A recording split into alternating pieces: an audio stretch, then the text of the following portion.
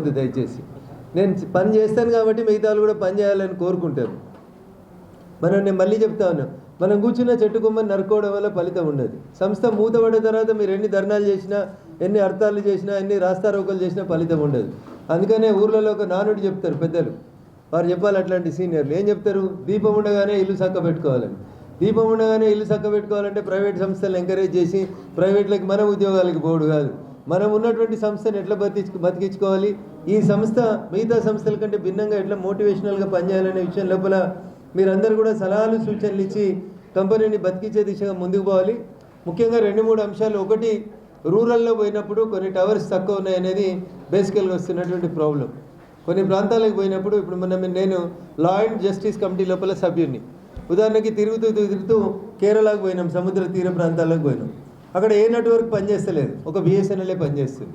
I can appreciate you.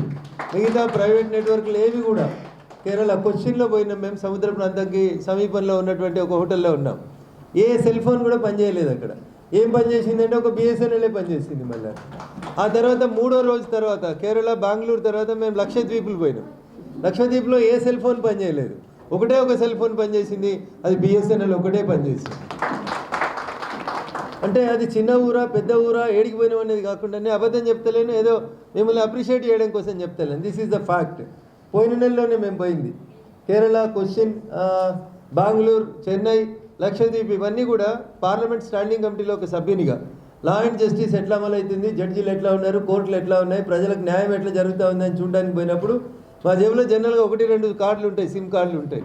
మిగతా ఫోన్లు పనిచేయని చోట బిఎస్ఎన్ఎల్ పనిచేసింది. సో అంత దూరంలో ఉన్నటువంటి మీరు ఇంకొంచెం మెరుగైనటువంటి సేవలు ఇస్తే మీ నెట్వర్క్ని, బిఎస్ఎన్ఎల్ని బీట్ చేసేటువంటి నెట్వర్క్ నాకున్నటువంటి అంచనా మేరకు ఇంకేది కనబడదు ఈ దేశంలో. కానీ ఈ 4G, 5G సేవలను అందించే పరిణామ క్రమం లోపల, లేకపోతే నెట్ వాడుతున్నటువంటి పరిణామ క్రమంలో మీరు ప్రైవేట్ ఏజెన్సీస్ తోటి ఎక్కడో మనం పోటీ పడలేకపోతున్నట్టున్నాం. దానికి సంబంధించి వితిన్ ద 4 walls మనం కూర్చున్నప్పుడు ఇంకా సంస్థ బాగుండాలంటే ఏం చేయాలనేది ఆలోచించారు. ఎందుకంటే ఇక్కడ చాలామంది నాకంటే పెద్దలు, విఘ్నులు, మైక్ ఇస్తే నాకంటే బాగా మాట్లాడగలిగేటోళ్ళు, ఆలోచించగలిగేటోళ్ళు చాలామంది కనబడుతూ ఉన్నారు. సో ఏది కానీ ఓపెన్గా డిస్కస్ చేస్తేనే కొంత లాభం జరుగుతుంది. మీ మనసులో పెట్టుకోకుండా, మా సభ్యులందరూ చెప్తారు, వివిధ ప్రాంతాల నుంచి వచ్చిన వాళ్ళు ఎక్కడ టవర్స్ తక్కువ ఉన్నాయి, ఎక్కడ సిగ్నల్స్ తక్కువ ఉన్నాయి, వాటిని ఇంక్రీజ్ చేయడానికి ఏం చేద్దాం, ఇంకా ఎక్స్పాండ్ చేయడానికి ఏం చేస్తాం, మేమేం చేయాలి, మీరేం చేయాలని చెప్పండి. మనస్ఫూర్తిగా మాట్లాడండి, మనసిప్పి మాట్లాడండి. అందరి లక్ష్యం కూడా ఒకటే, ఏందది, బిఎస్ఎన్ఎల్ బతకాలి, బిఎస్ఎన్ఎల్ లాభాల బాటలో ఉండాలి, మిగతా అన్ని సంస్థల కంటే అగ్రగామిగా ఉండాలి బిఎస్ఎన్ఎల్. ఇంతనే ఇంకా వేరే ఆలోచన. నాకు తెలిసి ఇటు కూర్చున్న వాళ్ళకి, అటు కూర్చున్న వాళ్ళకి, కొత్తగా వచ్చిన మా సభ్యులకు కూడా అందరికీ కూడా మాకు అవకాశం వచ్చింది, మా హయాంలో బిఎస్ఎన్ఎల్ బాగా పనిచేసిందనే పేరు రావాలని కోరుకుంటారు తప్ప తాను కూర్చున్న చెట్టు కొమ్మని నరుకోవాలని ఎవరు కోరుకోరు. అందుకని దయించి ఎవరైనా, నేను కానీ నాతో పాటు ఉన్న కొత్త సభ్యులు కానీ ఎవరైనా కొంచెం గట్టిగా మాట్లాడినా, పరుషంగా మాట్లాడినా, తెలిసి తెలియక ఏమైనా దూషణ పర్వంలోకి దిగినా దయచేసి మీరు పాజిటివ్గా అర్థం చేసుకోవాలి.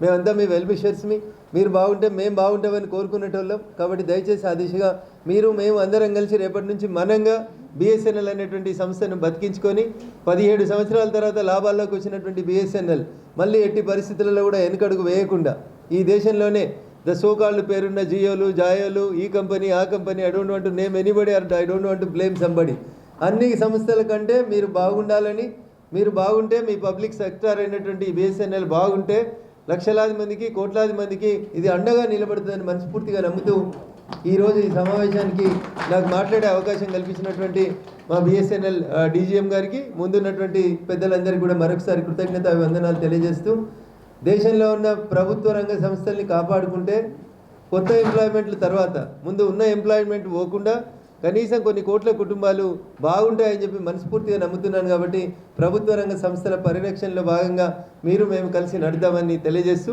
నాకు ఈ అవకాశం ఇచ్చినటువంటి వేదిక ముందు ఉన్నటువంటి మా సభ్యులందరూ కూడా మనస్ఫూర్తిగా శుభాకాంక్షలు, అభినందనలు. మొదటిసారి ఈ టెలికాం అడ్వైజరీ బోర్డు కమిటీ మెంబర్లై విచ్చేసినటువంటి మా నాగర్ కర్నూలు పెద్దలకి, మా మెదక్ పార్లమెంట్ సభ్యులందరూ కూడా మనస్ఫూర్తిగా శుభాకాంక్షలు, అభినందనలు తెలియజేస్తా ఉన్నాను. ఐ హోప్ నెక్స్ట్ మీటింగ్కి మిగతా ఎంపీలు, ఆ ఎంపీలు ప్రతిపాదించినటువంటి సభ్యులు కూడా జాయిన్ కావాలని, అవుతారని కోరుకుంటూ సెలవు తీసుకుంటా ఉన్నాను. జై హింద్, జై భారత్. కష్టాలకు పోతుంది. పోయిన తర్వాత ఎవరిని తిడతారు అల్టిమేట్గా అంటే మళ్ళీ ప్రభుత్వాన్ని, రాజకీయ నాయకులనే తిడతారు. రాజకీయ నాయకులు చేయడం వల్లనే మా సంస్థకు నష్టం వచ్చిందని. My sincere appeal to all the government employees, మనకు హక్కులు ఉన్నాయి, మన సంఘాలు ఉన్నాయి, మన జీతాలు ఉన్నాయి, మన డ్యూటీలు ఉన్నాయి. వీటన్నింటితో పాటు నాణానికి ఇంకో వైపు అయినటువంటి బాధ్యతను మీరు మర్చిపోకుండా ఉంటే అది ఏ ప్రభుత్వ రంగ సంస్థ అయినా మిగతా ప్రైవేట్ సంస్థలకు ధీటుగా పనిచేస్తుంది. ప్రభుత్వ ఉద్యోగం రావడం అనేది ప్రతి మనిషి జీవితం లోపల ఒక గొప్ప ఆశ, ఆకాంక్ష. రాకంటే ముందు మనం అనేక రకాలైనటువంటి కష్టాలు, బాధలు, అనేక రకాలైనటువంటి ఇబ్బందులు పడి మనం ప్రభుత్వ రంగ సంస్థల్లో, ప్రభుత్వంలో ఉద్యోగాలు తెచ్చుకుంటాం. ఉద్యోగం వచ్చిన తెల్లారి నుంచి ఇక నన్ను 58 సంవత్సరాల తర్వాత లేదా 60 సంవత్సరాల దాకా ఇక ఎవరు నన్ను ఏం చేసేది లేదు అని ఒక రకమైనటువంటి నిర్లిప్త వాతావరణంలోకి మీరు పోవడం వల్లనే అది ఏ సంస్థ అయినా, ఏ ప్రభుత్వానికైనా చెడ్డ పేరు వస్తుంది. కాబట్టి దయచేసి ఆ నిర్లిప్తతలోంచి బిఎస్ఎన్ఎల్ బయటికి రావాలి. ప్రపంచంలోనే ఇంత పెద్ద ఎంప్లాయీస్ ఉన్నటువంటి సంఖ్య కలిగినటువంటి సంస్థ, ఇంత పెద్ద నెట్వర్క్ కలిగినటువంటి సంస్థ, ఇన్ని ఆస్తులు కలిగిన సంస్థ బిఎస్ఎన్ఎల్. అట్లాంటి బిఎస్ఎన్ఎల్ వెనక్కిపోతుంది, ప్రభుత్వ రంగ సంస్థ వెనక్కిపోతుంది అని అంటే దాన్ని అనేక రకాలుగా బురద జల్లేటువంటి వాళ్ళు, ప్రైవేట్ సంస్థలకి తోడ్పాటు అందించేటువంటి కార్పొరేట్ శక్తులు చాలామంది ఉంటారు. మీరు ఒక్కరి వల్లనే జరిగింది, సంగారెడ్డి బిఎస్ఎన్ఎల్ ఉద్యోగులే చెడ్డోళ్ళని నేను తెలుసుకోలేదు. సో నాకేంది అనేది రాజుగారి కొడుకు పెళ్ళిలాగా మా సీజీఎం పనిచేస్తలేడు, మా జీఎం పనిచేస్తలేదు, నేను ఒక్కరిని పనిచేస్తే ఏమవుతుంది అని అనుకోకండి. దయచేసి మార్పు అనేది ఒకరితోటే మొదలు కావాలి, ఒకరి దగ్గర నుంచే మార్పు మొదలవుతుంది. ఆ ఒకరు గట్టిగా పనిచేస్తే మిగతా వాళ్ళు కూడా కొంచెం మార్పు ద్వారా మంచిగా పనిచేస్తారనేది నేను మీ అందరికీ కూడా సవినయంగా విజ్ఞప్తి చేస్తూ, మీకున్నంత సంఖ్యాబలం, మీకున్నంత నెట్వర్క్, మీకున్నంత యూనిటీ ఇతర ఎవరికి ఏ సంస్థ కూడా లేదు. కాబట్టి కంప్లైంట్ రీడ్రెసల్ సిస్టమ్ లోపల మీరు కొంచెం యాక్టివ్గా ఉండాలనేది నా విజ్ఞప్తి. నేను ఫస్ట్ తీసుకున్నప్పుడు ఒక రిలయన్స్, ఒక బిఎస్ఎన్ఎల్ 2 తీసుకున్నాను. తర్వాత రిలయన్స్ కంటిన్యూ అవుతుంది కానీ బిఎస్ఎన్ఎల్ కంటిన్యూ అవుతలేదు. తర్వాత నేను కొంతకాలం ఎయిర్టెల్కి షిఫ్ట్ అయినాను. ఆ తర్వాత మళ్ళీ కొంతకాలం రిలయన్స్కి షిఫ్ట్ అయినాను. రిలయన్స్ నెంబర్ మాత్రం అట్లే కంటిన్యూ అవుతుంది, బిఎస్ఎన్ఎల్ నెంబర్ కూడా కంటిన్యూ అవుతుంది. కానీ now I'm not using BSNL. Problem ఏంటంటే కొన్ని ఊర్లకి అయితే నెట్వర్క్ సరిగా ఉండదు, టవర్స్ సరిగా ఉండవు. ఇక్కడ టవర్ లేదు అని చెప్తే ఎవరు రెస్పాన్స్గా ఉండరు. మాకు ఇన్ని టవర్లు కావాలని మీ దగ్గర నుంచి ప్రాపర్ రిపోర్ట్ రాదు. చిన్న సంస్థలు మీ తర్వాత చాలా తర్వాత సంవత్సరాల తర్వాత పుట్టినటువంటి చిన్న సంస్థలు టవర్లను విస్తరిస్తాయి, నెట్వర్క్ను విస్తరిస్తాయి, వినియోగదారులతో బాగా పనిచేస్తాయి. దానివల్ల అవి లాభాల్లోకి పోతున్నాయి. మనం అన్నీ ఉన్న అల్లు నోట్లో శని అన్నట్టు అందరికంటే ముందు ఉండాల్సిన మనం, అందరికంటే వేగంగా విస్తరించాల్సినటువంటి నెట్వర్క్ కలిగిన మనం ఇంకా 3Gలు 4Gల కానీ ఉంటాం. ప్రపంచం అంతా 5G దాటుకుంటూ పోతా ఉంటే మనం ఇంకా 4G టవర్లు వేద్దామా, ఎప్పుడు వేద్దాం, ఏం చేద్దాం, టెండర్లు పిలుద్దామా, ఆ టెండర్ ప్రాసెస్ లోపల మనోళ్ళు ఎవరు, బయట వాళ్ళు ఎవరు, ఇట్లాంటి దురదృష్టకరమైనటువంటి పరిణామాలు జరుగుతూ ఉన్నాయి.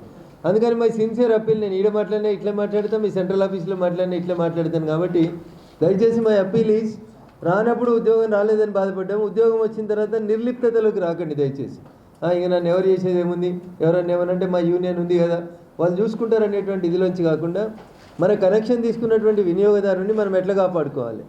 సో పెరుగుతున్నటువంటి పోటీ ప్రపంచం లోపల మనం ఎట్లా తట్టుకోవాలి, ఎట్లా నిలబడాలి, మన సంస్థ లాభాల్లో ఎట్లుండాలనేది ఆలోచించాలి. అంతేగాని కూర్చున్న చెట్టు కొమ్మని నరుక్కోవాలనేటువంటి ఆలోచన చేసిండ్రు అనుకోండి, దానివల్ల చాలా నష్టాలు వస్తాయి. కాబట్టి దయచేసి you're all well seniors and well versed with the subject.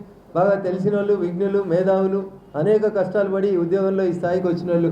కాబట్టి ఉద్యోగం అయితే వచ్చింది కాబట్టి ఇక మనం ఏం చేసినా చేయకుండా చెల్తుంది అనేటువంటి విధానంలో ఉండకండి. మా సభ్యులు కూడా అనేక మంది గ్రామీణ ప్రాంతాల నుంచి వచ్చినారు. వాళ్ళకి ఆ ఊర్లో బిఎస్ఎన్ఎల్ పనిచేస్తుందా, పనిచేస్తలేదా, నెట్వర్క్ ఎట్లుంది, ల్యాండ్లైన్ ఫోన్ తీసుకుంటే ఉన్న కష్టాలు ఏంది, సెల్ ఫోన్ తీసుకుంటే ఉన్న కష్టాలు ఏంది అనే విషయం లోపల సభ్యుల అభిప్రాయాలను కూడా దయచేసి మీరు వినాలి, గౌరవించాలి.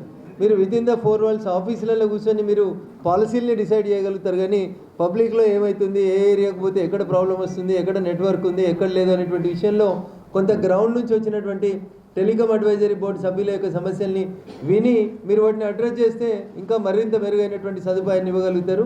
ఒకసారి మీరు సదుపాయాలు అందజేయడం లోపల మిగతా కంపెనీలతోటి పోటీ పడుతున్నాం అనేటువంటి విషయాన్ని మనం ఎస్టాబ్లిష్ చేస్తే బిఎస్ఎన్ఎల్ ఎక్కడుంది అని అడిగి వచ్చి బిఎస్ఎన్ఎల్ సిమ్ కార్డు తీసుకునే పరిస్థితి వస్తుంది. ఆ దిశగా మీరు అందరూ పనిచేస్తారని చెప్పి కూడా నేను మనస్ఫూర్తిగా మీ అందరికీ విజ్ఞప్తి చేస్తూ ఉన్నాను. కమిటీ మీటింగ్ మొట్టమొదటి like, share and subscribe to Saira TV. ఓ సైరా.